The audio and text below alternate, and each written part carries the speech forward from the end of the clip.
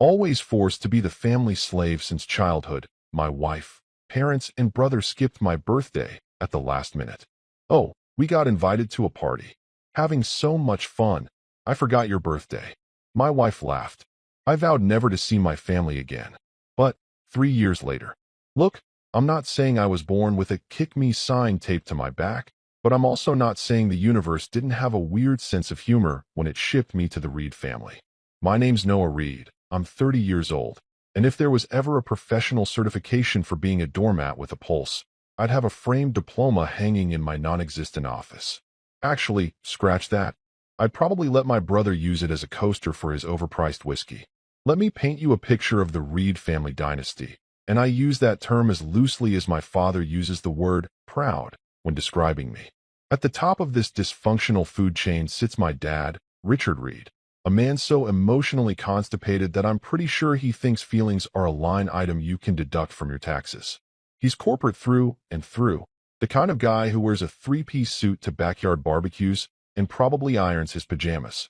I've seen him cry exactly once, and that was when the stock market took a dive in 2008. Not at my high school graduation. Not when I got married. The Dow Jones, people. That's what cracked the vault. Then there's my mother, Martha Reed, who treats social status like it's oxygen and she's got asthma. The woman can organize a charity luncheon faster than most people can order pizza, and she knows exactly which fork to use for every possible scenario, including, I suspect, stabbing someone who uses the wrong one. Her entire existence revolves around what the neighbors think, what her book club thinks, and whether her latest Instagram post of her rustic farmhouse kitchen, spoiler, we live in the suburbs, got enough likes. I'm pretty sure she measures her self-worth in engagement rates. And then there's Eli. Oh, Eli, my younger brother, the golden retriever of the family, and I mean that in the most literal sense. He's handsome in that annoying, effortless way that makes you want to punch a wall. He's never met a responsibility he couldn't dodge, and he has the attention span of a goldfish on Red Bull. If privilege was a person, it would be Eli, sitting on a yacht he didn't pay for, drinking champagne he can't pronounce, while someone else, spoiler alert, it's me, handles his tax returns because he thinks a W-2 is a droid from Star Wars. Growing up in the Reed household was like being cast in a sitcom where I was the laugh track, not the star. When we were kids, Eli got birthday parties that looked like Pinterest threw up glitter and joy all over our backyard. We're talking magicians, pony rides, bounce houses, the works. Parents from 3 zip codes over would show up with presents wrapped in paper that probably cost more than my entire wardrobe. Meanwhile, my birthdays? Let's just say they were more of a here's a cupcake, now go help your father install that ceiling fan kind of vibe. I spent my 7th birthday holding a flashlight in a crawl space while my dad cursed at electrical wiring. Happy birthday to me, I guess. The pattern didn't exactly break as we got older. It calcified like plaque in an artery. Eli got a car for his 16th birthday, a cherry red convertible that he immediately crashed into a mailbox because he was too busy taking selfies to notice stop signs exist. Did he get in trouble? Nah. Dad just sighed, called the insurance company, and bought him another one. I got a bike, a used bike, that I had to assemble myself, from a box, with missing parts. I'm pretty sure one of the wheels was a Pentagon. Fast forward to adulthood, and you'd think things would change, right? You'd think a grown man with his own job, his own life, his own identity, would be free from the gravitational pull of family dysfunction. Wrong. So incredibly wrong. I became the family's unpaid handyman, therapist, accountant, IT department, and emotional support animal all rolled into one exhausted package. My dad's kitchen sink springs a leak at 2 in the morning. I'm getting a call. My mom's laptop won't connect to Wi-Fi because she accidentally turned off the router again. Guess who's driving across town? Eli needs someone to proofread his resume for the 15th job he's going to bomb the interview for. You guessed it, yours truly.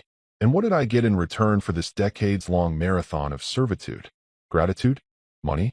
Thanks, Noah. You're literally holding this family together with duct tape and denial. Nope. I got paid in the world's most useless currency, empty compliments. You're such a good son, my mom would say, patting my hand like I was a golden retriever who'd just fetched the newspaper. We couldn't do this without you, my dad would mutter, already walking away before the sentence finished. And Eli? Eli would just grin and say, "You're the best, bro," while handing me another problem to solve, like I was some kind of human vending machine for solutions. If loyalty had a union, I'd be the mascot. Hell, I'd be on the poster. They'd use my face to guilt trip other people into staying in toxic situations. Be like Noah, the caption would read. Devoted to a fault. Literally. So when I finally got married to Rachel, my college sweetheart, the girl I thought was going to be my escape hatch from this circus, I genuinely believed things would change. I thought, okay, Noah, new chapter. You're building your own family now. You're going to have someone who actually sees you, appreciates you, prioritizes you. I had this whole fantasy cooked up where Rachel and I would move to a little house with a white fence, maybe get a dog, host dinner parties where people actually remembered my name. I was going to be a husband, not a butler. A partner, not a problem solver. Yeah, right. Turns out I didn't escape anything. I just traded one set of bosses for another, swapped one gilded cage for a slightly different one with better wallpaper. Because here's the thing nobody tells you about marrying someone who grew up in the same social circle as your family. They've been taking notes. They've learned all the plays. They know exactly which buttons to push, which guilt trips work, and how to make you feel like you're crazy for expecting the bare minimum. Rachel fit into my family like a puzzle piece I didn't know was missing, which should have been my first, second, and third red flag all rolled into a banner I could have seen from space. But did I see it? Nope. I was too busy being the good son, the good brother, and now the good husband, because that's what Noah Reed does. Noah Reed shows up. Noah Reed fixes things. Noah Reed makes everyone else's life easier while his own crumbles like a stale cookie nobody wanted in the first place. And that, ladies and gentlemen, is how I spent the first 30 years of my life. As the family butler, the designated fixer, the guy everyone forgot about until they needed something. Spoiler alert. It doesn't get better before it gets worse. Rachel Matthews. Well, Rachel Reed after we got married, though she kept her maiden name on social media because it has better SEO, is the kind of woman who walks into a room and immediately becomes its center of gravity. I'm not even exaggerating. She's got this thing about her, this magnetic pull that makes people lean in when she talks, laugh at her jokes even when they're not that funny, and generally treat her like she's the main character in everyone's story. And look, I get it. She's objectively gorgeous. We're talking the kind of pretty that makes strangers do double takes and walk into parking meters. Long dark hair that somehow always looks professionally styled even when she claims she just woke up like this. Green eyes that could sell ice to penguins, and a smile that belonged on toothpaste commercials. She knew it, too. Oh, she absolutely knew it. When we met in college, I was a sophomore struggling through an economics class I had no business taking. And she was the girl everyone wanted to sit next to. Not because she was smart, though she was, but because being associated with Rachel Matthews gave you social currency. It was like carrying around a black card, except instead of unlimited spending, you got unlimited invitations to parties you'd never be cool enough to attend on your own. I still don't know what she saw in me back then. I was average looking on a good day, perpetually tired from working 2 part-time jobs to afford textbooks. And my idea of a wild Friday night was getting through my calculus homework without crying. But somehow, miraculously, she picked me. We started dating, and for a while, a glorious, naive while, I thought I'd won the lottery. Here's what I didn't realize at the time. Rachel didn't fall in love with me. She fell in love with the idea of someone who would worship her without requiring much maintenance in return. I was the perfect accessory, the reliable boyfriend who'd carry her books, drive her to parties, take cute couple photos for her Instagram, and never complain when she spent 3 hours getting ready while I sat in the car listening to true crime podcasts. I was so busy feeling grateful that someone like her would date someone like me that I completely missed the neon sign spelling out, "This is a bad idea," in letters the size of billboards. The really tragic part? She grew up in the same social circle as my family. Her parents knew my parents from the country club, that godforsaken place where people pay thousands of dollars annually to eat mediocre salmon and pretend they enjoy golf. Rachel and Eli had actually gone to the same private high school, which meant they had this shared language of inside jokes and remember whence that I was permanently excluded from because I'd gone to public school like a peasant. My family absolutely adored her from day one. My mom practically threw a parade when I brought Rachel home for the first time. She's so refined, My mother gushed, which was code for she knows which silver spoon to use. My dad approved because Rachel's father was some big-shot attorney, and networking is basically my dad's love language. And Eli? Eli thought she was hilarious because she could match him joke for joke, insult for insult, and had a laugh that could shatter wine glasses in a 3-block radius. That laugh. God, that laugh. It wasn't a delicate giggle or a cute chuckle. It was a full-body, earthquake-inducing cackle that announced her presence before she even entered a room.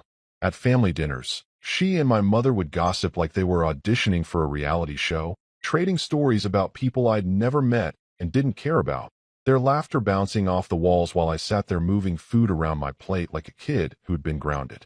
My dad would nod approvingly, probably thinking about how this alliance would strengthen the family's social standing or whatever Machiavellian nonsense he obsessed over. And Eli would join in, cracking jokes at my expense while Rachel laughed along, never once thinking to defend me or even acknowledge that maybe, just maybe, it wasn't cool to roast her husband like he was a Comedy Central special. In the early years of our marriage, I genuinely thought we were solid. I really did. I'd come home from work. Back when I was still trying to climb the ladder at my dad's company, a soul-crushing endeavor that deserves its own therapy session, and I'd cook dinner. Not fancy stuff, but decent meals. Pasta with homemade sauce, grilled chicken with vegetables, occasionally attempting something ambitious like risotto that would inevitably turn into expensive rice porridge. I'd set the table, light candles, the whole 9 yards. And Rachel would come home, take a picture of the setup, post it on Instagram with some caption like, "Dinner goals, smiling face with hard eye sparkles," and rack up hundreds of likes from people who thought she'd cooked it herself. Did she mention me? Tag me? Acknowledge that I existed? Not once. I was the ghost chef, the invisible husband, the man behind the curtain who everyone forgot to thank when the show ended. My therapist, and by therapist, I mean the ungodly hours I spent Googling things like, "Why doesn't my wife appreciate me?" at 2 in the morning, would probably call it invisible husband syndrome. I'd plan surprise date nights, book reservations at restaurants we couldn't really afford, buy her flowers for no reason other than it was Tuesday, and she'd post about all of it online like it was content she'd generated herself. Treated myself to a spa day. Her caption would read, conveniently omitting that I'd paid for it, and spent that same day cleaning out the gutters. Best date night. Another post proclaimed, showing her dressed to the nines while I was cropped out of the photo like a photobombing stranger. But I kept giving. That's what I did, what I'd always done, because giving was the only language I spoke fluently. I paid the bills, all of them. Rent, utilities, her car payment, her credit card debt that mysteriously grew every month like some kind of financial cancer. I mowed the lawn every Saturday, even though we lived in a rental and technically the landlord was supposed to handle it. I fixed light bulbs, unclogged drains, assembled furniture from boxes with instructions written in what I can only assume was ancient hieroglyphics. I endured family dinners where my brother would call me Mr. Errand Boy, while Rachel laughed, actually laughed, like it was the funniest thing she'd heard all week. "He's not wrong," she'd say, nudging me with her elbow like we were in on the joke together, except I was the joke, and she was the comedian getting applause. I'd smile through it all, play along, pretend it didn't bother me that my own wife treated me like a particularly useful piece of furniture. A couch that could cook, maybe. An ottoman that paid taxes.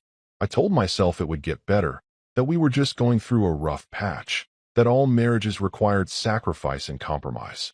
What I didn't realize was that I was the only one sacrificing anything, and the compromise was me slowly erasing myself until there was nothing left but a ghost in a husband costume. All I wanted, and I mean this with every exhausted fiber of my being, was one day where I felt seen.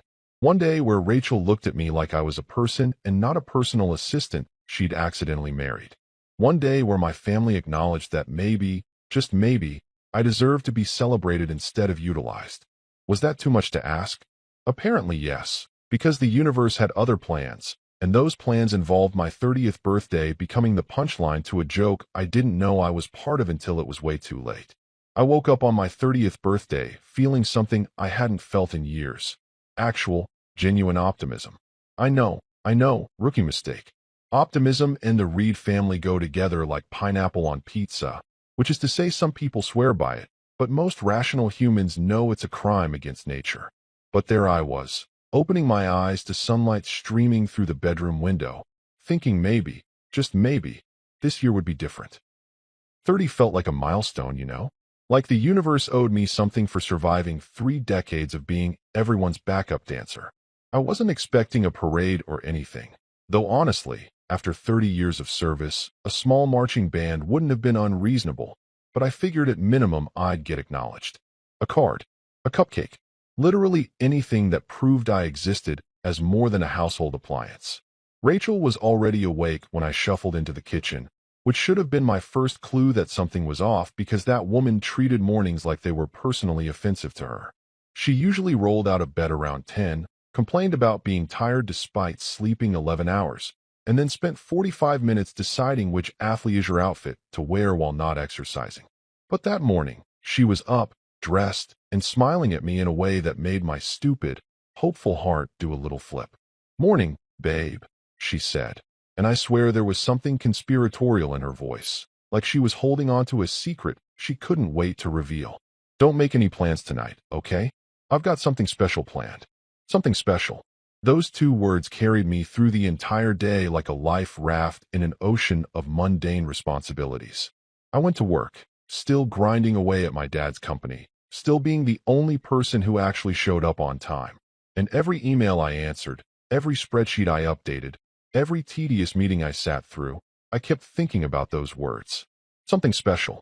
Maybe she'd actually remembered. Maybe she'd planned a surprise party with my friends, assuming I still had friends after years of canceling plans to fix my family's problems. Maybe she'd cooked dinner, which would have been a miracle on par with loaves and fishes considering her idea of cooking was reheating takeout. Maybe, just maybe, I'd finally get to feel like I mattered. By the time I got home around 6, I was practically vibrating with anticipation. I'd stopped at the store on the way and grabbed ingredients for a nice dinner. Nothing fancy, just some good steaks, potatoes, the fixings for a salad, a decent bottle of wine. I figured even if Rachel had something planned, we'd need to eat, and I might as well contribute since that's basically my entire personality at this point. I set everything up in the kitchen, changed into a nicer shirt, and waited. The house was weirdly quiet. No decorations, no balloons, no streamers, no hand-drawn happy birthday banner made by someone who cared enough to spend 5 minutes with a Sharpie. Just silence and the hum of the refrigerator, which honestly felt like a metaphor for my entire existence. 7 o'clock rolled around, then 7:30, then 8. I texted Rachel, trying to keep it casual, trying not to sound like a desperate kid waiting to be picked up from soccer practice after everyone else had already gone home. "Hey, what time should I be ready?" Smiling face with smiling eyes. I even included a smiley emoji, which physically hurt to type because I'm a grown man and emojis make me feel like I'm trying too hard. But I wanted to seem upbeat and not at all like someone who was starting to suspect he'd been forgotten again. The response came 20 minutes later. 20 minutes. I watched those 3 little dots appear and disappear about 6 times before the message finally came through, and when it did, I felt something inside me crack like ice on a frozen lake. "Oh shoot, forgot to tell you, your mom and dad invited me and Eli to a party. Some fancy charity thing at the club. Black tie event. I'll bring you cake tomorrow, promise." Face-blowing kiss. I read that message 3 times, each read-through adding another layer of what I can only describe as cartoonish disbelief. They'd all gone. Together. To a party. On my birthday. Without me. My wife, my parents, my brother. The entire starting lineup of people who were supposed to give a damn about my existence had dressed up in their finest clothes and gone to a party at the country club, and not one of them thought to mention it to me. Not one of them considered that maybe, possibly, the birthday boy should be invited to literally anything happening on his birthday. And Rachel's response? The verbal equivalent of patting me on the head and promising a treat later like I was a dog who'd been good. About staying home alone. I sat on the couch for a solid 10 minutes, just staring at my phone, waiting for the punchline. Surely this was a joke, right? Some elaborate setup for a surprise that would make sense later? Any second now, they'd all burst through the door yelling surprise, and I'd laugh at how gullible I'd been, how I'd actually believe they could forget me on my 30th birthday. Any second now. Any second. The seconds turned into minutes, and the minutes confirmed what I already knew deep down. This wasn't a joke. This was just my life, presented in its purest, most distilled form. Milo, my golden retriever, the only family member who'd never forgotten my birthday, because dogs don't know what birthdays are and love you unconditionally regardless, patted over and put his head on my knee. He looked up at me with those big brown eyes that somehow conveyed both sympathy and confusion, like he couldn't understand why I was sitting in the dark when there were perfectly good tennis balls that needed throwing. Bro, this is sad.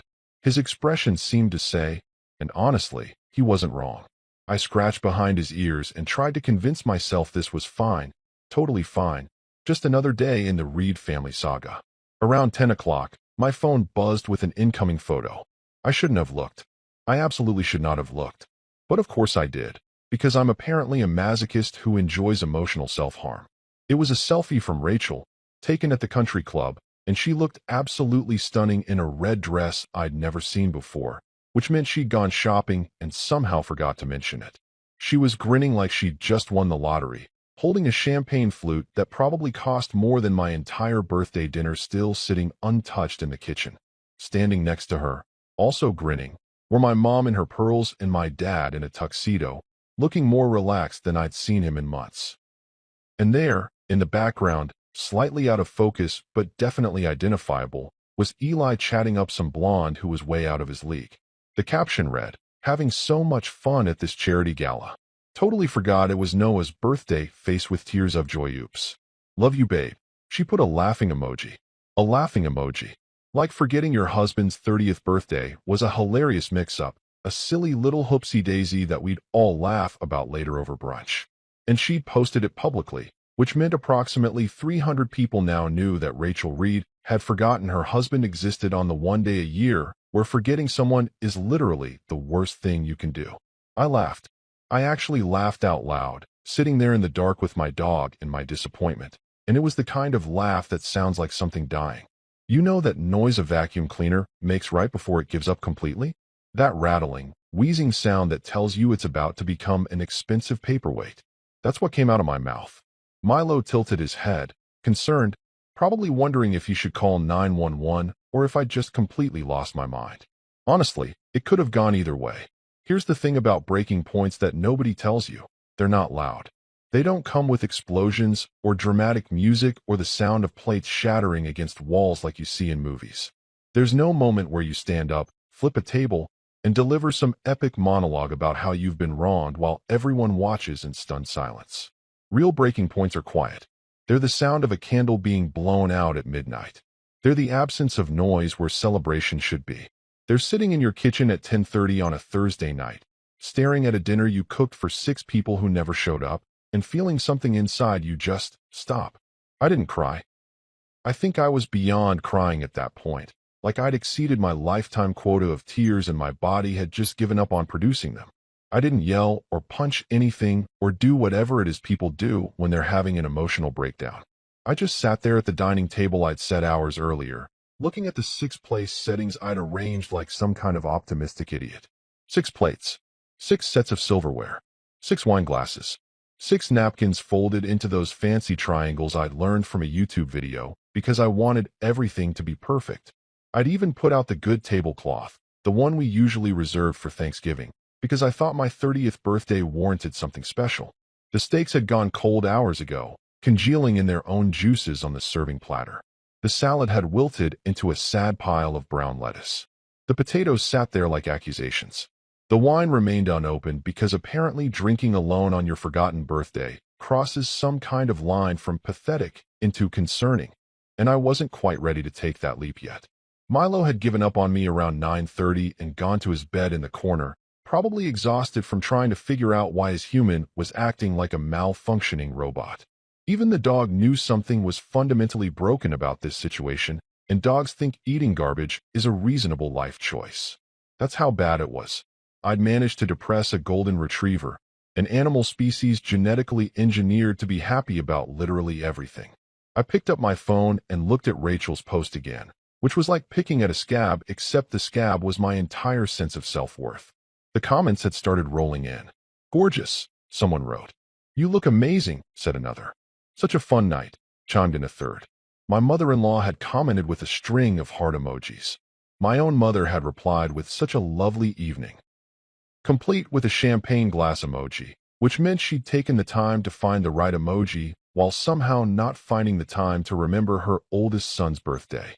Eli had tagged himself in the photo and added, "Read family representing," because of course he had. Not a single person in those comments had said, "Hey, wait, isn't it Noah's birthday?" Not one. It was like I existed in some parallel dimension where I could see everyone else, but nobody could see me, like I was the ghost of husbands past haunting my own life. The realization hit me somewhere around 11 o'clock, settling into my bones like cold water. I wasn't a son or a brother or a husband to these people. I was a service. I was the emergency contact they called when something broke. I was the guy who showed up with tools and solutions and the ability to make problems disappear without complaining too much. I was a handyman, a fixer, a mobile support system that required no maintenance and apparently no celebration. You don't throw birthday parties for your dishwasher. You don't celebrate your garbage disposal's anniversary. You just use them when you need them and forget they exist the rest of the time. And maybe once a year you remember to feel vaguely grateful that they're still functioning. 30 years. I'd given these people 30 years of showing up, helping out, being reliable, being the good son and the good brother and the good husband. And what did I have to show for it? A cold steak dinner and a text message that said, "Oops." Like forgetting me was a charming personality quirk instead of a pattern of behavior that had been repeating itself since I was old enough to hold a flashlight in a crawl space. At 11:45, I got up and started putting the food away because that's what I do. I clean up messes, even the emotional ones. I scraped the steaks into Milo's bowl because at least someone would appreciate them, and watching him devour them with the enthusiasm of someone who actually gave a damn about my efforts made me feel marginally less pathetic. I washed the dishes, folded the tablecloth, put away the wine glasses, and transformed the scene of my disappointing birthday back into a regular kitchen where nothing sad had happened. Magic. By the time I was done, it was 11:58, which meant I had approximately 2 minutes left of being 29, 2 minutes left of being able to say, well, at least this year can't get worse. I opened the pantry and stared at its contents like I was hoping the meaning of life would be hiding behind the cereal boxes. We didn't have cake. We didn't have cupcakes. We didn't even have those sad little Hostess things you buy at gas stations when you're trying to be celebratory on a budget. What we did have was bread, and honestly, at that point bread was going to have to be enough because the universe clearly wasn't interested in giving me anything better. I took out 2 slices of white bread, the cheap stuff, the kind that tastes like air and regret, and found a single birthday candle in the junk drawer, left over from someone else's celebration. I put the bread on a plate, stuck the candle in the center like I was planting a flag on the saddest mountain ever climbed, and lit it with a lighter I kept around for the grill I never got to use because I was always too busy fixing other people's problems to cook for myself. The flame flickered in the dark kitchen, casting weird shadows on the walls, and I watched it dance for a moment while the clock on the microwave ticked over to midnight. "Happy birthday, champ," I whispered to myself, my voice barely audible over the hum of the refrigerator. It felt like speaking at a funeral, which I guess it was in a way. I was mourning the death of whatever hope I'd been carrying around that things would change, that I'd eventually get what I deserved for being loyal and reliable and good. I was burying the version of myself that still believed effort equaled reward, that showing up meant being seen, that loving people meant they'd love you back the same way. I blew out the candle, and in that moment, that exact, precise, crystalline moment, something fundamental shifted inside me. It wasn't dramatic. There was no revelation accompanied by choir music or sudden clarity that hit like lightning. It was quieter than that, more permanent. It was the sound of a door closing that I'd been trying to keep open for 3 decades. It was the feeling of a weight lifting that I didn't know I'd been carrying. It was the simple, clear, undeniable knowledge that I was done. Done being the family butler. Done being the emergency contact. Done being the punchline. Done being invisible. Done being grateful for scraps of attention from people who should have been grateful for me. Done waiting for them to change when the only person who needed to change was me, and the change I needed was to leave. No shouting. No throwing things. No dramatic exit speeches or burned bridges or final confrontations where I laid out exactly how much they'd hurt me and demanded apologies I'd never get. Just silence and certainty and a piece of bread with a candle in it sitting on a plate in a dark kitchen. That was my breaking point. That was my line in the sand. That was the moment Noah Reed, professional doormat, family handyman, invisible husband, decided to become someone else entirely. I ate the bread. It tasted like cardboard and freedom. Milo looked up from his bed, probably wondering if I'd finally lost it completely, and maybe I had. But for the first time in 30 years, losing it felt exactly like finding myself. Leaving a marriage, a family, and an entire life behind requires a certain amount of planning, especially when you're trying to do it without tipping anyone off that you're about to pull a Houdini. The 2 weeks following my bread candle birthday were possibly the most surreal 14 days of my existence. Like I was living in one of those heist movies where the crew has to act normal while secretly plotting the crime of the century. Except my crime was just wanting to exist somewhere that didn't treat me like a particularly useful appliance. Rachel came home around 2 in the morning on my actual birthday, stumbling through the door in her fancy red dress with makeup smeared under her eyes and smelling like a champagne factory had exploded. She found me on the couch, still awake because sleep felt impossible when your entire worldview had just been rearranged like furniture in a room you thought you knew. "Babe," she slurred, kicking off her heels and nearly taking out a lamp in the process. "You should have been there. It was amazing. Your mom says hi, by the way. Oh, and I got you cake." She held up a styrofoam container with what I assume was supposed to be cake, but looked more like it had been through a war. "The waiter gave it to me for free because I told him it was your birthday. Isn't that sweet?" "Super sweet," I said, and my voice must have sounded normal enough because she didn't notice anything wrong. That's when I realized I could have told her I was planning to fake my own death and move to Argentina, and she probably would have said, "That's nice, babe," and scrolled through her phone. She passed out 30 seconds later, still wearing the dress, snoring like a chainsaw cutting through the silence of my dying marriage. The next morning, I started planning. Step 1 was figuring out where the hell I was going, because running away is significantly less dramatic when you don't actually have anywhere to run to. I scrolled through my contacts. And Jesus, when did my contact list become so depressing? It was basically just family members, Rachel's friends who I'd never actually had a real conversation with, and a handful of people from college I hadn't spoken to in years because I'd been too busy being everyone's handyman to maintain actual friendships. But then I found it. Marcus Chun, my old roommate from sophomore year, back when I still had a personality and interests beyond fixing other people's problems. Marcus and I had been tight in college, the kind of friends who stayed up until 4 in the morning arguing about whether hot dogs were sandwiches and if cereal counted as soup. He'd gone on to start a tech repair shop out in Colorado, Denver specifically, and we'd kept in vague touch through the occasional happy birthday text and ironic meme exchange. I hadn't seen him in person in probably 5 years, but when I called him at 7 in the morning Mountain Time because I'd forgotten about time zones, he answered like we'd just talked yesterday. "Noah Reed," he said, and I could hear the grin in his voice. "To what do I owe the pleasure of a call before my first cup of coffee? Did somebody die? Or did you finally realize your life is a tragedy?" "Option B," I said. "I need a job and a place to crash. Possibly immediately. Definitely within 2 weeks." There was a pause, and then Marcus said, "You look like a man fresh out of a hostage situation," which made no sense because we were on the phone and he couldn't see me, but somehow it was exactly the right thing to say. "Close enough," I replied, and just like that, I had an escape plan. Marcus needed someone to run operations at his shop. Apparently, he was great at fixing computers, but terrible at things like showing up on time and remembering to pay the electric bill.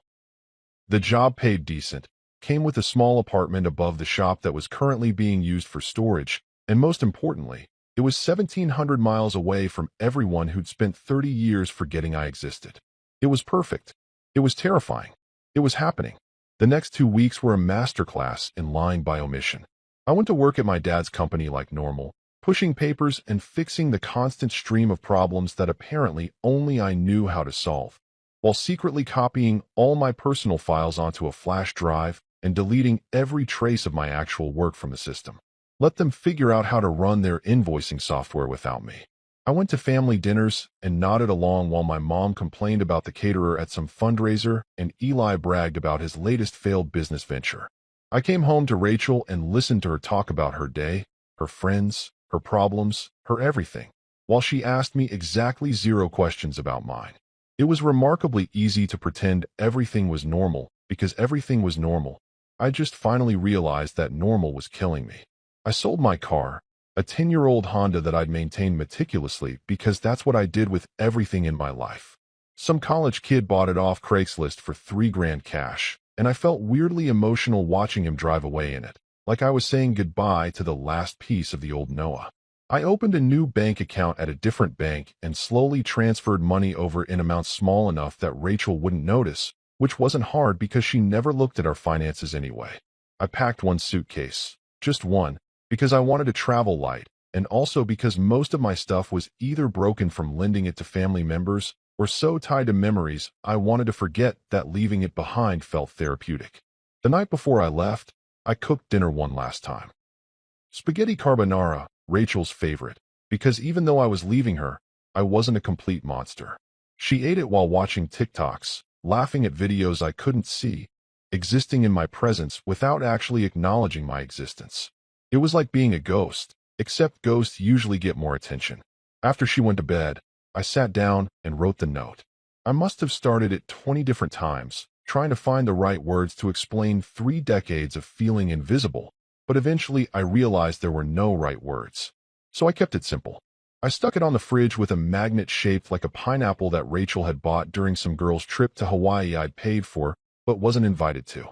The note said, "Since you all forgot me, I'll make it official. I'm gone. Don't worry. I'll send you an invoice for 30 years of unpaid labor." I left at 5 in the morning, before Rachel woke up, before the sun came up, before I could second-guess myself into staying. Milo was the hardest part. I knelt down and hugged him. This perfect dog who'd never asked me for anything except walks and belly rubs, and who loved me unconditionally in a way humans apparently couldn't manage. "Take care of her," I whispered into his fur, even though we both knew he was better at that job than I'd ever been. I'd arranged for a dog walker to come by later that day because I wasn't about to leave him without food, which probably says something about my priorities, but whatever. The bus to Denver left at 6:30 from a station downtown that smelled like regret and industrial cleaner. I'd sold my car, remember, so public transportation it was. I sat in the back with my single suitcase and watched my city disappear through the grimy window. All those familiar buildings and streets where I'd spent my entire life being someone I didn't want to be anymore. My phone buzzed around 9. Rachel, finally awake, finally realizing I wasn't there. I turned it off without reading the message. Whatever she had to say, I'd heard it before in 1,000 different ways. I was overreacting, being dramatic, abandoning my responsibilities. But here's the thing. You can't abandon people who never actually had you in the first place. Marcus picked me up from the Denver bus station 16 hours later, looking exactly the same except with better glasses and a beard that suggested he'd given up on impressing anyone. "You look like hell," he said cheerfully, grabbing my suitcase. "I feel like freedom," I replied, and for the first time in 2 weeks, I smiled and meant it. Turns out, rebuilding your entire personality from scratch is kind of like learning to walk again, except instead of taking your first steps as a toddler, while proud parents cheer you on, you're a 30-year-old man trying to figure out if you actually like coffee or if you've just been drinking it for a decade because someone else told you to. Spoiler alert, I didn't even like coffee. I'd been forcing down bitter bean water every morning for years because Rachel said it made me seem more professional, and I'd just accepted that as fact like some kind of caffeinated sheep. Turns out, when you're not performing for an audience that isn't watching anyway, you can drink whatever the hell you want. Revolutionary concept, I know. The apartment above Marcus's shop was exactly as advertised, small, slightly dusty, and filled with boxes of old computer parts that he swore he'd get around to organizing eventually, which in Marcus speak meant never. It was 1 room plus a bathroom, with a kitchenette that was really just a hot plate and a mini fridge pretending to be a kitchen. The mattress was on the floor because neither of us owned a bed frame, and the only window looked out onto an alley where a stray cat I named Gerald would occasionally scream at 3 in the morning for reasons known only to him. It was, without exaggeration, the most beautiful place I'd ever lived. No memories attached to the walls. No expectations hanging in the air like humidity. No ghost of the person I'd been haunting every corner. Just space, literal and metaphorical. To figure out who Noah Reed actually was when nobody was asking him to be anything else. I started small, because that's what you do when you're basically learning to be human again. First mission, figure out what I actually like to drink in the mornings. I went to a coffee shop, one of those aggressively hip Denver places where everyone has a man bun and opinions about pour-over techniques. And I stood at the counter like an idiot for probably 5 full minutes reading the menu like it was written in Aramaic. The barista, this kid who couldn't have been more than 22 with gauges the size of quarters in his ears, finally took pity on me. First time, he asked, not unkindly. You look lost. I'm trying to figure out what I like, I said, which probably sounded philosophical and weird, but he just nodded like that was a completely normal thing to say at 8 in the morning. Respect, man. Here, try this. He made me something called a honey lavender latte, which sounded like something Rachel would have mocked me for ordering, which meant it was exactly what I needed to try. I took a sip, and holy hell, it was like drinking a hug. Sweet, but not too sweet. Floral, but not like I was eating a bouquet. Warm and comforting in a way that gas station coffee had never been. I went back the next day and ordered the same thing. And the day after that. And the day after that. Until the barista, whose name was apparently Jasper, because of course it was, just started making it when he saw me walk in. Honey lavender for the guy finding himself, he'd announce, and I'd pay my $4.50 and go to work feeling like maybe, possibly, I was starting to become an actual person with actual preferences instead of a collection of other people's expectations wearing a human suit. The haircut was next on my list of small rebellions. I'd been going to the same barber for 8 years. This old-school place near my parents' house, where the guy barely spoke and just gave everyone the same conservative cut that made you look like you were about to sell someone insurance. Rachel had insisted on it because it was clean and professional, which I now realize was code for boring and forgettable. So I walked into a different place, a trendy barbershop in downtown Denver with exposed brick walls and a playlist that was actually good, and I told the stylist, a woman with half her head shaved and the other half dyed purple, to do whatever she wanted. Whatever I want, she repeated, like I'd just handed her the nuclear codes. Surprise me. Just make it not scream middle child energy. She laughed so hard she snorted, and then she went to work. 45 minutes later, I walked out with something that actually had style, shorter on the sides, textured on top, the kind of cut that suggested I might have a personality lurking somewhere under the surface. Marcus took one look at me when I got to the shop and said, "Who are you and what did you do with boring Noah?" Which I chose to take as a compliment. But the biggest change, the one that actually required rewiring my entire brain, was learning to say no. Just the word. 2 letters. 1 syllable. Should have been easy, but I'd spent 30 years treating no like a forbidden word, something that would make people angry or disappointed or stop loving me, as if their love was conditional on my constant availability. Marcus became my accidental teacher in this, mostly because he asked me for things constantly and didn't give a damn if I said no. Hey Noah, can you cover the shop tomorrow? I've got a dentist appointment. Old Noah would have said yes immediately, canceled whatever plans he had, and shown up early to make sure everything was perfect. New Noah took a breath and said, "Actually, I can't. I've got plans." I didn't have plans. I was going to sit in my apartment and read a book, which apparently counted as plans now, because reading for pleasure was something I'd forgotten existed during my years of servitude. Marcus just shrugged. Cool, I'll reschedule. And that was it. The world didn't end. He didn't guilt-trip me or make passive-aggressive comments or treat me differently. He just accepted it, like saying no was a normal thing that normal people did. What a concept. Work itself became this weird source of actual satisfaction, which was a new feeling because working at my dad's company had felt like being a hamster on a wheel. Lots of running, no actual progress, and someone watching you the whole time judging your performance. But at Marcus's shop, I was actually good at stuff. Like, objectively, measurably good. I reorganized the entire inventory system in the first month, implemented a scheduling software that cut our booking confusion in half, and apparently had a gift for explaining technical problems to confuse customers without making them feel like idiots, which Marcus said was worth its weight in gold because most tech people have the social skills of angry raccoons. 6 months in, Marcus made me operations manager, which came with a raise and the kind of responsibility that felt earned instead of dumped on me. A year after that, the shop had expanded, we'd hired 2 more people, and I was basically running the whole operation while Marcus handled the technical repairs he actually enjoyed. You're shockingly efficient when you're not being yelled at constantly, Marcus observed one day, and he wasn't wrong. Turns out, when you work in an environment where people appreciate you instead of expect you to be psychic about their needs, you actually want to do a good job. But the real gift Colorado gave me wasn't the job or the apartment or the honey lavender lattes or even the haircut that made me look like I might be interesting at parties. It was Marcus and his wife, Leah. Leah was basically Marcus's opposite. Organized where he was chaotic, punctual where he was perpetually late, the kind of person who meal prepped on Sundays and actually used her planner instead of letting it collect dust on a shelf. She was a nurse at Denver General, which meant she'd seen enough human suffering that my sad backstory barely registered as a blip, but she was kind about it anyway. They started inviting me to dinners, casual stuff at first. Hey, we're grilling burgers, want to come over?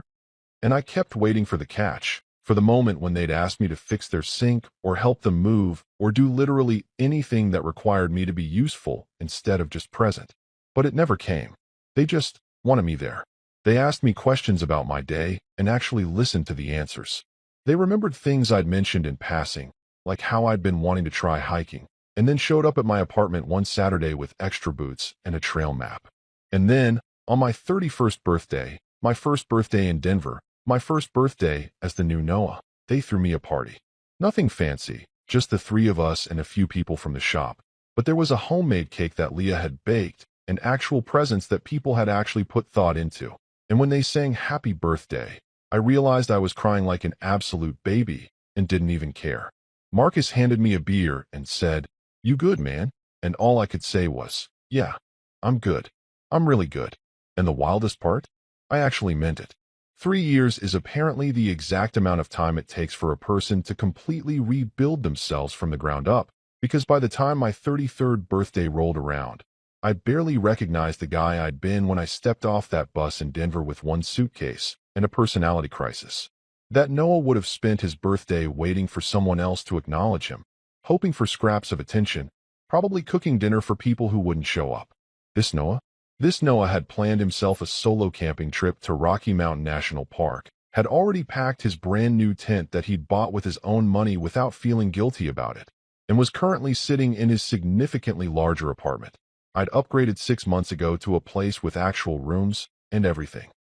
Drinking an espresso from the machine Marcus and Leah had gotten me for Christmas because apparently I was the kind of person who had friends who bought him thoughtful gifts now. The espresso machine was one of those fancy Italian numbers that made sounds like a small spaceship and cost more than my first car, and every time I used it, I felt like I was committing some kind of bourgeois crime. But damn if it didn't make the best coffee I'd ever had.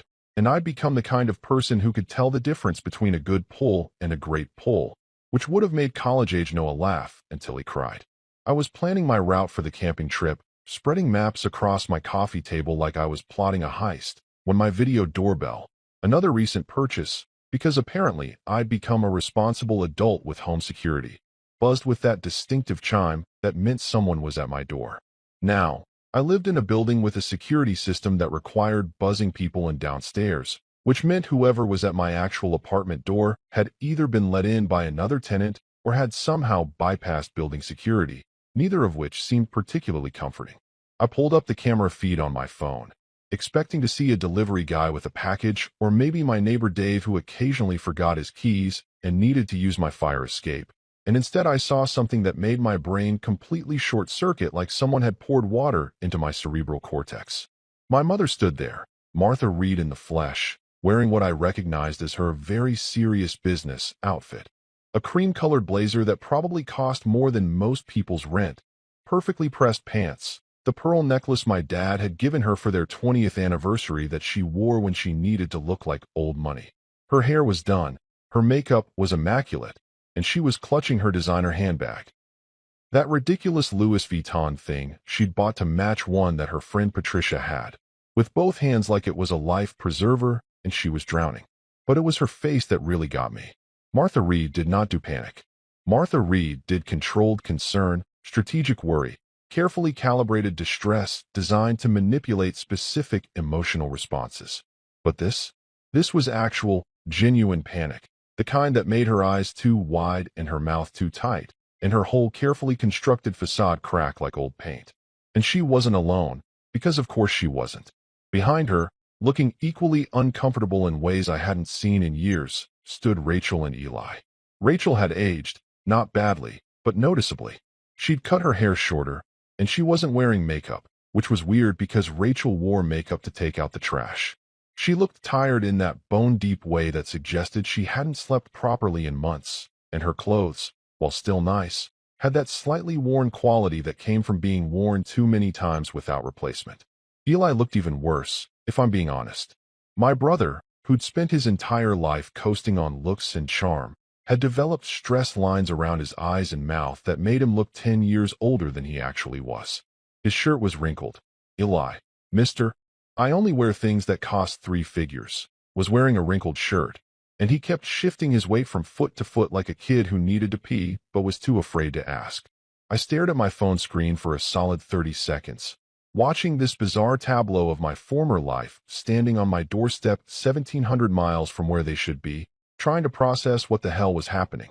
Part of me wanted to just not answer, to pretend I wasn't home, to let them stand there until they gave up and left. But curiosity is a powerful drug, and also I'm apparently still enough of a people pleaser that even after 3 years of therapy. Yeah, I'd started actual therapy, with an actual therapist who wasn't Google, and it was amazing. I couldn't quite bring myself to leave my elderly mother standing in a hallway, regardless of how many birthdays she'd forgotten. I opened the door and leaned against the frame, trying to project the energy of someone who was mildly inconvenienced rather than internally screaming. Well, I said, proud of how steady my voice sounded, this is unexpected.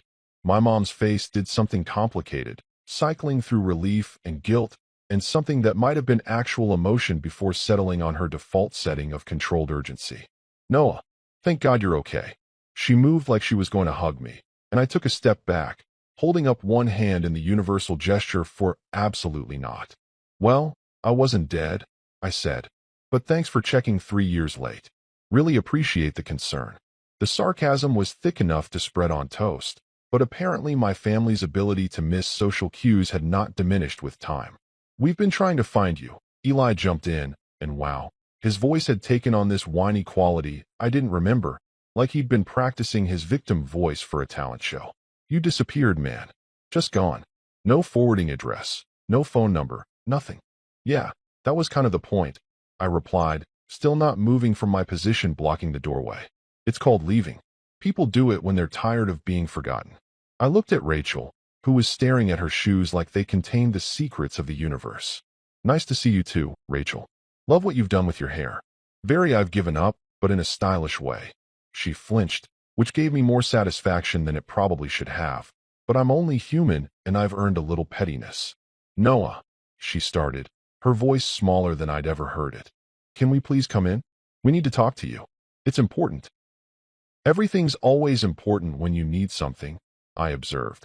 But I stepped aside anyway, because apparently 3 years of personal growth hadn't completely eliminated my inability to turn away people I used to care about. They filed into my apartment like refugees entering a safe zone, and I watched their eyes take in my space. The decent furniture I'd bought myself, the framed art on the walls that I'd chosen because I liked it not because it matched a color scheme, the espresso machine gleaming on the counter like a chrome monument to my independence. The camping gear spread across the coffee table advertising the fact that I had plans and a life that didn't include them. Nice place, my mom said, and there was genuine surprise in her voice, like she'd expected to find me living in squalor as punishment for abandoning the family. You've done well for yourself. Turns out I'm shockingly competent when I'm not spending all my time and energy being everyone's unpaid servant, I said cheerfully, moving to lean against my kitchen counter with my arms crossed. So, what brings the Reed family reunion tour to Colorado? Please tell me someone died and left me money, because that's about the only reason I can think of that you'd all show up here together. They exchanged glances, that weird silent communication that families develop where entire conversations happen through eye contact. Finally, Eli cleared his throat. We need to talk to you about some stuff. Financial stuff. Financial stuff. I repeated slowly, tasting the words. Let me guess.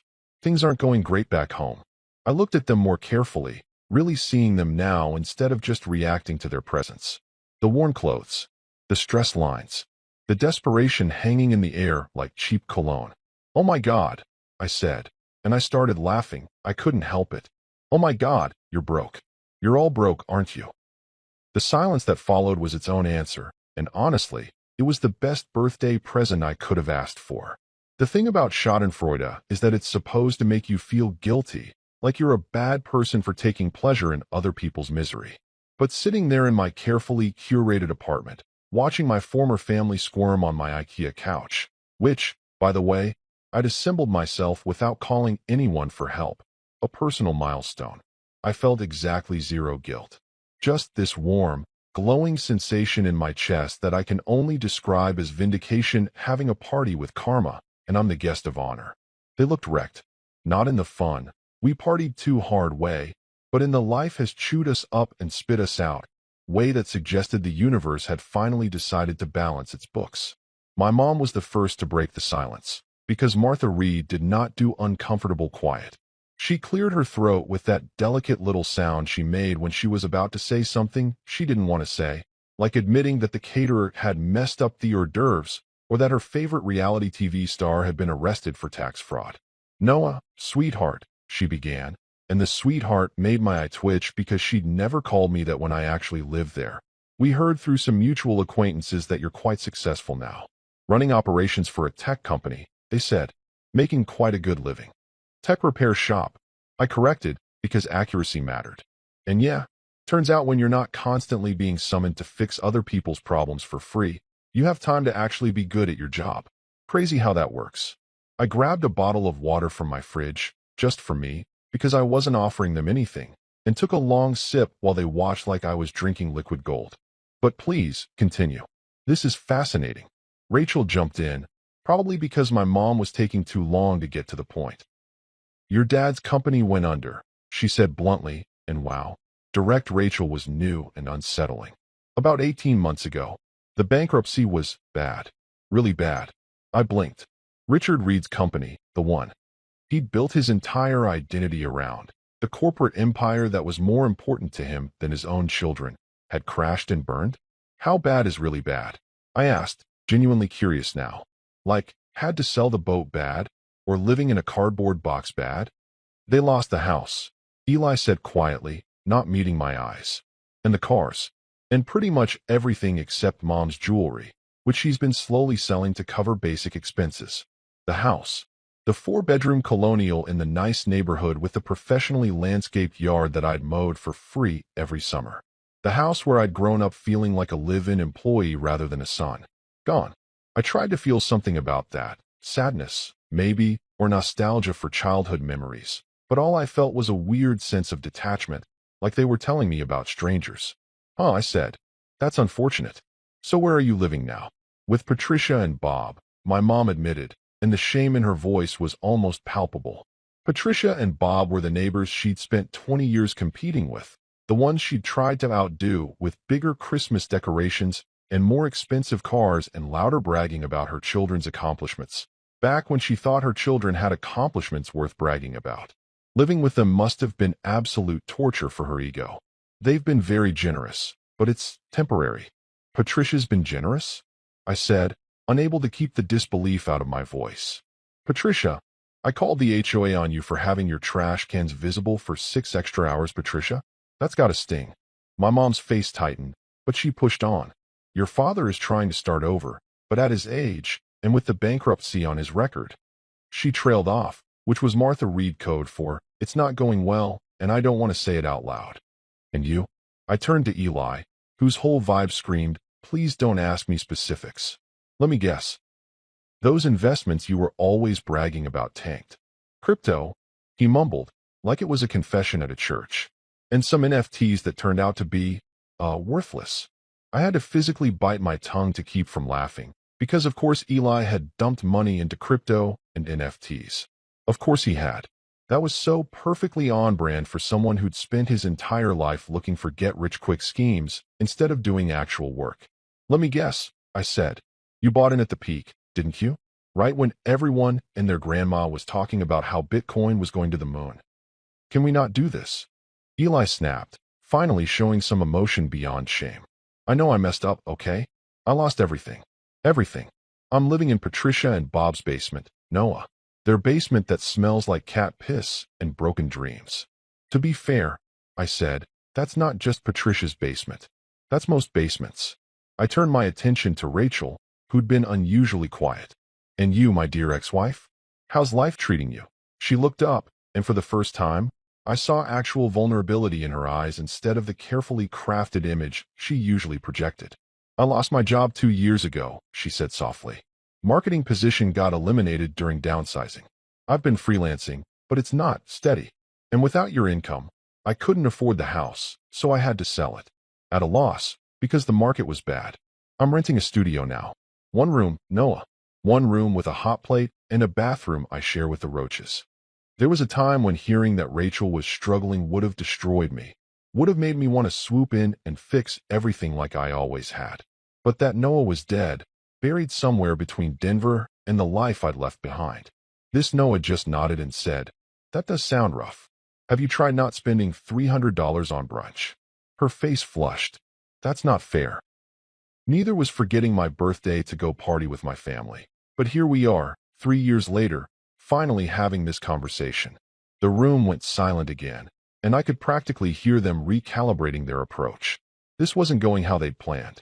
They'd probably expected me to be the same old Noah, ready to jump at the chance to be needed again, eager to sacrifice myself on the altar of family obligation.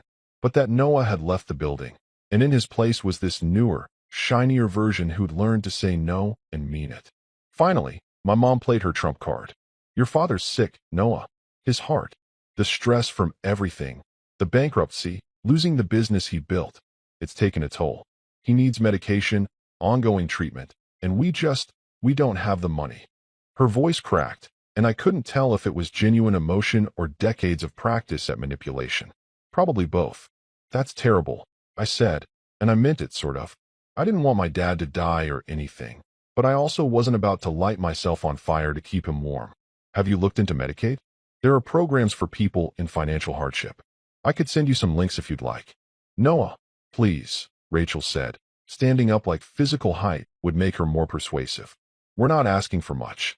Just some help to get back on our feet. You're doing so well, and we're family. Family. I interrupted, and the word came out sharp enough to cut. That's interesting. See, I spent 30 years thinking we were family. Thinking that meant something. Thinking that family showed up for each other and remembered each other's birthdays and didn't treat each other like unpaid labor. But you know what I learned? Family is just a word people use when they need something. When they want you to do their taxes or fix their sink or bail them out of financial disasters they created themselves. We made mistakes, Eli said, standing up too. Like this was a group intervention and I was the one with the problem. We know that. We were stupid and selfish and we took you for granted. But come on, bro. We're blood. That has to count for something. You only remember that word when you need Wi-Fi or money. I shot back, and the satisfaction of finally saying what I'd been thinking for 3 years was intoxicating. When I lived there, when I was available and useful and fixing all your problems, blood didn't matter. I was just the guy who showed up. The handyman. The fixer. But now that you're desperate and broke and I'm the one with resources, now blood matters. Now we're family. That's convenient timing. My mom stood up slowly, her composure cracking further. Noah Reed, I raised you better than this. To turn your back on your family in their time of need. You raised me to be useful, I corrected her. There's a difference. And as for turning my back, I learned from the best. Remember my 30th birthday, Mom? The one where you, Dad, Eli, and my wife all went to a party without me?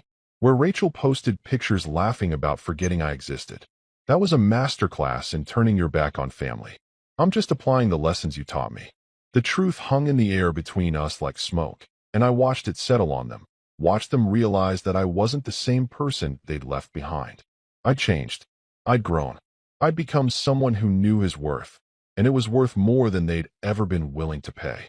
The silence that followed my little speech was the kind of thick, suffocating quiet you get right before a thunderstorm, when the air pressure changes and everything feels wrong. My mom sat back down heavily, like her legs had given out, and for the first time in my entire life, I saw Martha Reed look genuinely defeated. Not the performative kind of defeat she'd pull out at charity events when her fundraising numbers weren't quite what she'd hoped for, but actual, bone-deep exhaustion.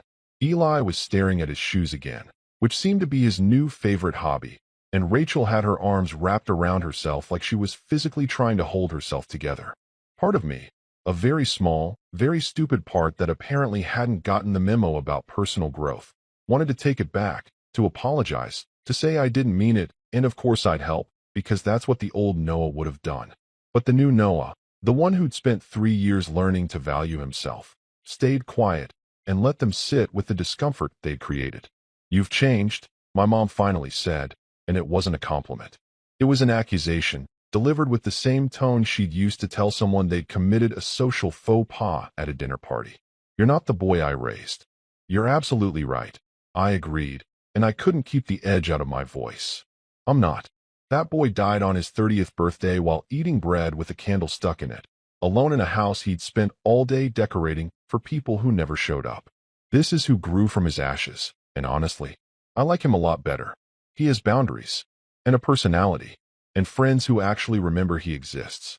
"We remembered you," Eli protested weakly, but even he didn't sound convinced. "We just got busy. For 3 years."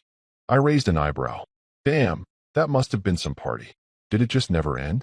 Was it like that movie where the same day keeps repeating, except instead of learning a valuable lesson, you all just kept being terrible?" Rachel found her voice again, and when she spoke, there was a desperate quality to it that I'd never heard before. "Noah, I know we hurt you. I know we took advantage of you. I know I was a terrible wife. But doesn't the fact that we came all this way, that we found you, that we're here admitting we were wrong, doesn't that count for something?" I considered this, actually gave it real thought instead of just reacting. "You know what?" I said slowly. "It does count for something. It counts as proof that you're capable of effort when you're motivated by self-interest. You spent 3 years not bothering to check if I was alive, but the second you needed money, suddenly you've got the resources to track me down across state lines. That's actually impressive in a deeply depressing way. Like, if you'd put that much effort into being a decent family when I was around, we probably wouldn't be having this conversation. So you're just going to let us suffer?" Eli asked, and there it was, the guilt trip I'd been waiting for. "You're going to sit up here in your nice apartment with your fancy coffee machine and your camping trips while your own family struggles to survive? That's who you are now."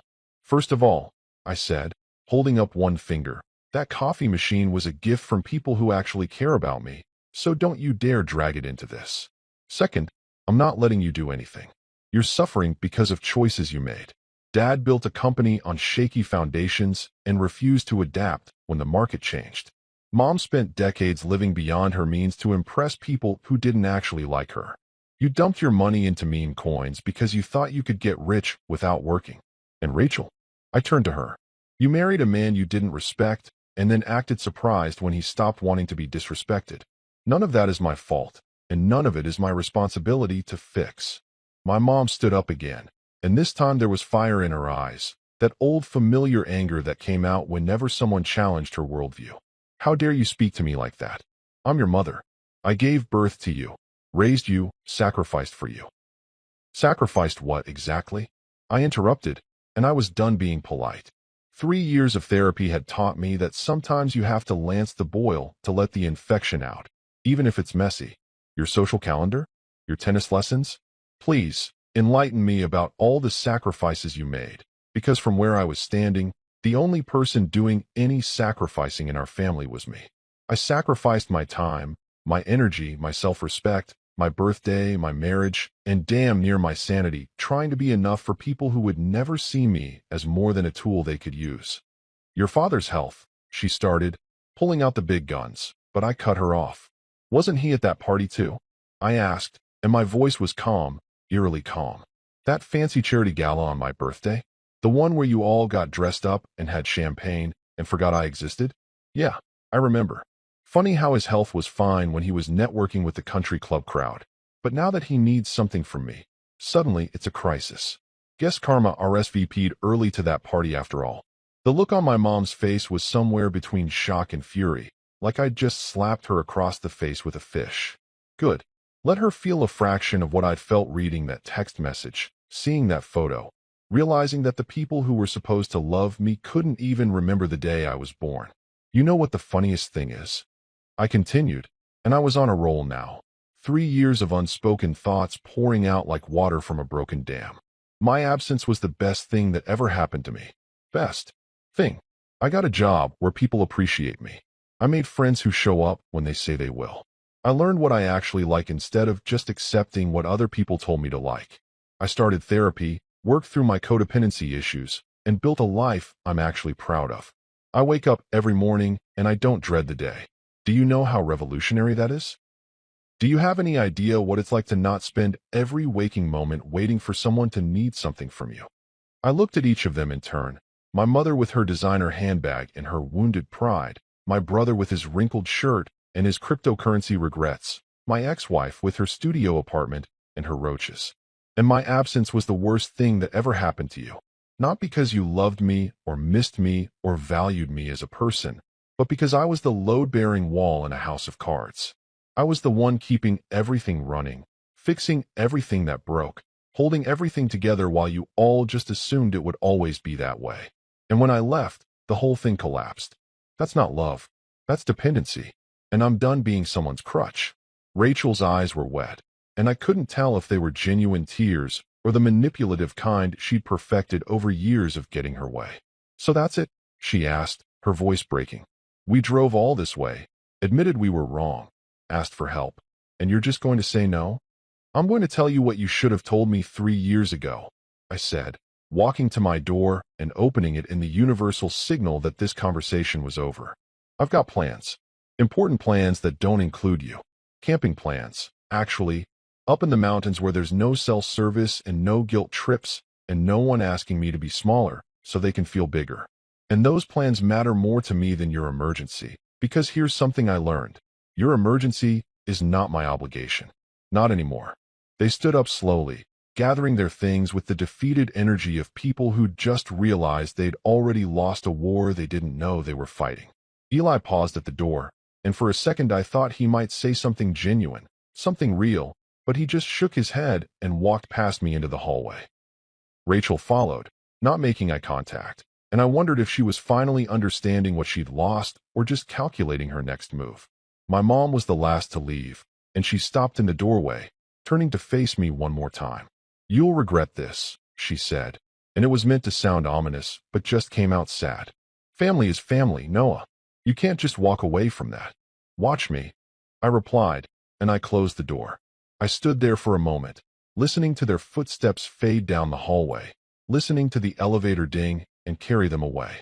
And then I waited for the guilt to hit, for the crushing weight of family obligation to come crashing down and make me feel like a monster for turning them away. I waited for the voice in my head that had spent 30 years telling me I was only worthy if I was useful, that love was something you earned through service, that saying no made you a bad person. But it never came. The guilt never showed up.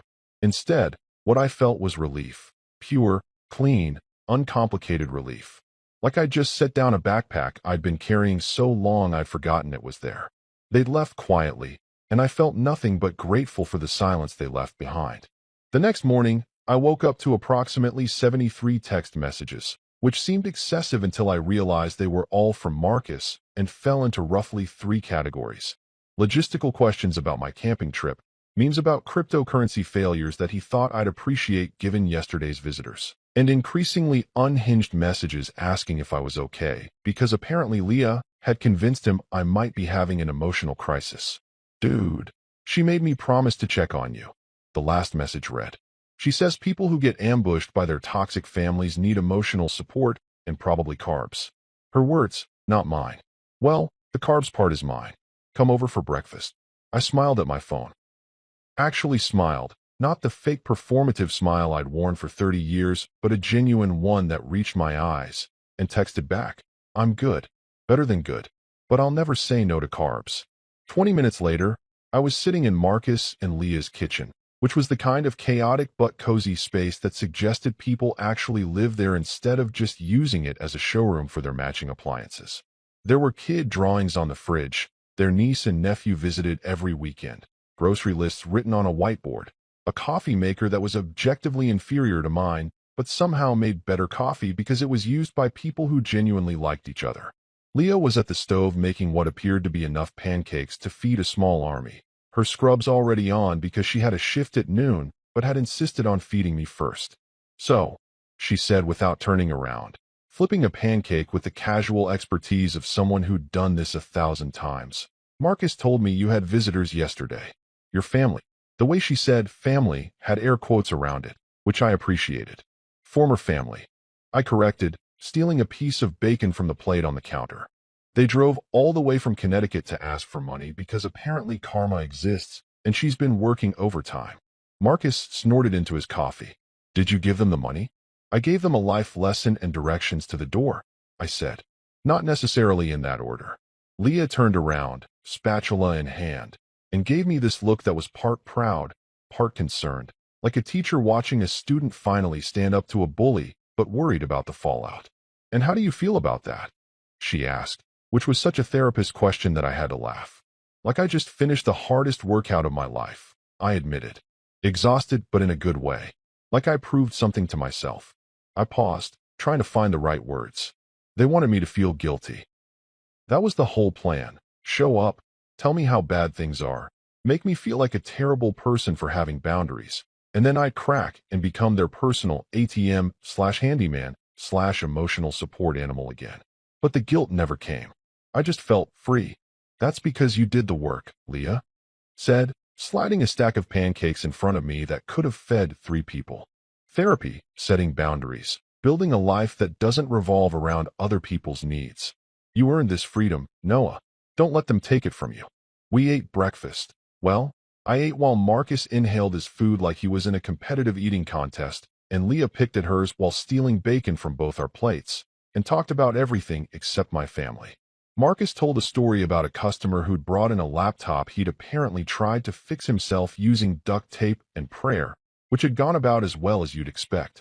Leah complained about hospital politics and a co-worker who microwaved fish in the break room, which is apparently a violation of the Geneva Conventions. It was normal and boring and absolutely perfect, the kind of mundane conversation that only happens between people who aren't keeping score. I went back to my apartment around 11 to finish packing for my camping trip, feeling lighter than I had in days. I'd just zipped up my sleeping bag when there was another knock on my door, and for a brief, horrible second, I thought my family had come back for round 2. But when I checked the video doorbell, I saw Marcus and Leah standing there with what appeared to be several other people from the shop. Jamie, our newest repair tech who had a concerning addiction to energy drinks. Sarah, who ran our social media, and could make even a broken motherboard look aesthetically pleasing on Instagram. And Tom, our oldest employee who'd been with Marcus since the beginning and had opinions about everything. I opened the door, confused. Did I miss a memo about a staff meeting at my apartment? Surprise, Leah yelled, which was when I noticed she was holding a cake. An actual, honest-to-God birthday cake with candles and everything, decorated with what appeared to be a tent and mountains made of frosting. "We know your birthday's not until tomorrow, but you're leaving for your trip tonight, so we're doing it now." "You guys," I started, and goddammit, I was getting emotional again. When did I become such a crier? Oh right, when I finally started having feelings that weren't just resignation and exhaustion. "You didn't have to. Shut up and accept the love, Reed," Marcus said, pushing past me with a bag that clinked suspiciously like it contained beer. "We're celebrating whether you like it or not." They filed into my apartment, all 6 of them, and suddenly my space that had felt big enough for one person felt exactly the right size for this many people who actually wanted to be there. Sarah started hanging decorations she'd apparently smuggled in. Paper streamers in my favorite color, which meant someone had paid attention to the fact that I liked forest green. Tom set up his Bluetooth speaker and started playing music that was actually good instead of the terrible top 40 stuff that Rachel used to insist on.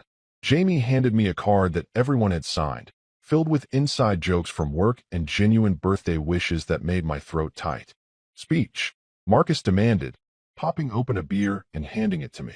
Say something profound about aging or life, or whatever. I'm 33, I protested. That's not old enough to be profound. That's just old enough to finally understand how taxes work. Barely. Leah interjected, lighting the candles on the cake.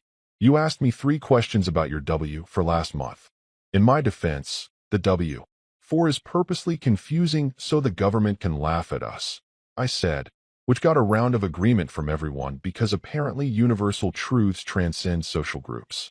They sang happy birthday, and it was objectively terrible. Tom was tone deaf, Jamie was too loud, and Marcus changed the words to happy birthday, you magnificent bastard, but it was the most beautiful thing I'd ever heard. These people, who'd known me for 3 years instead of 30, who had no obligation to care about me beyond being co-workers, had shown up to celebrate me. Not because they needed something, not because I'd fixed their problems, not because family obligation had guilt them into it, just because they wanted to, because they thought I was worth celebrating for no reason other than I existed, and they liked the fact that I existed. Leah handed me the cake with its 3 and 3 candles still flickering. Make a wish, she said, and there was something in her eyes that suggested she already knew what my answer would be. I looked around at these people crammed into my apartment, at the decorations they'd hung and the cake they'd brought and the genuine smiles on their faces, and I realized something profound after all. Wishes only work if you're wishing for something you don't already have. And I already had everything I'd ever actually wanted. People who showed up, who remembered, who cared without expecting anything in return. People who celebrated me just for being me, not for being useful. Already came true, I said, and I meant it with every fiber of my being. I'm finally around people who show up. I blew out the candles, all 6 of them, in one breath, because apparently I still had enough lung capacity for that. And everyone cheered like I'd accomplished something genuinely impressive instead of just exhaling effectively. We ate cake, which was homemade by Leah, and therefore 1,000 times better than anything from a grocery store, and drank beer, and told stories about the worst repair jobs we'd ever handled. Sarah showed us a TikTok of a cat that had somehow gotten stuck in a toaster, which spiraled into a debate about whether cats were liquid or solid. Tom insisted that his generation's music was objectively superior, which made everyone groan because he said this at least once a week. Jamie accidentally spilled beer on my carpet and immediately offered to pay for professional cleaning, which I waved off because it was just beer and I owned carpet cleaner, and also because this was what normal friendships looked like. Minor accidents that didn't turn into guilt-laden obligations. Around 4 o'clock, people started filtering out because they had lives and plans and responsibilities, hugging me on their way out the door and telling me to have a great camping trip and to not get eaten by bears. But if you do get eaten by bears, Marcus called from the hallway, at least it'll be a better story than I spent my birthday alone eating bread. Setting a low bar there, buddy, I called back, laughing. Leah was the last to leave, pausing at my door with her purse over her shoulder, and that concerned mother look she got sometimes, even though she was only 2 years older than me. You're really okay? She asked quietly. About yesterday? I'm more than okay, I told her honestly. I'm free. And I know that sounds dramatic, but it's true. They showed up thinking they still had power over me, thinking I was still that guy who'd sacrifice himself to make them comfortable, and I got to prove to myself that I'm not. I'm someone different now, someone better. She smiled, reached up to pat my cheek like I was one of her pediatric patients, and said, yeah, you are. Don't forget it. Then she was gone, and I was alone in my apartment with birthday decorations and empty beer bottles and the lingering smell of cake, and I'd never felt less alone in my entire life. That night, I finished packing my car, the new one I'd bought last year, a reliable SUV that I'd chosen myself because I liked the color and the gas mileage, and I drove up into the mountains as the sun set behind the peaks, painting the sky in shades of orange and pink that looked like they'd been photoshopped, but were just nature showing off. I set up my tent by a lake that was so still it reflected the stars, built a small fire, and sat there listening to the silence that wasn't lonely, just peaceful. I thought about the me from 3 years ago, sitting in a dark kitchen with bread and a candle, feeling invisible and worthless and trapped. I thought about everything I'd survived, the forgotten birthday, the move to a new state, the hard work of rebuilding myself from scratch, the therapy sessions where I'd cried and raged, and slowly learned that I deserved better. I thought about my family showing up desperate and broke, and the guilt that never came, and the relief that filled that space instead. And as I sat there by the fire, warming my hands and watching sparks float up toward the stars like wishes being sent to the universe, I whispered to myself one more time. To the man who finally stopped begging for a seat at the wrong table.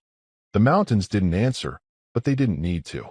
I already knew I'd found my place.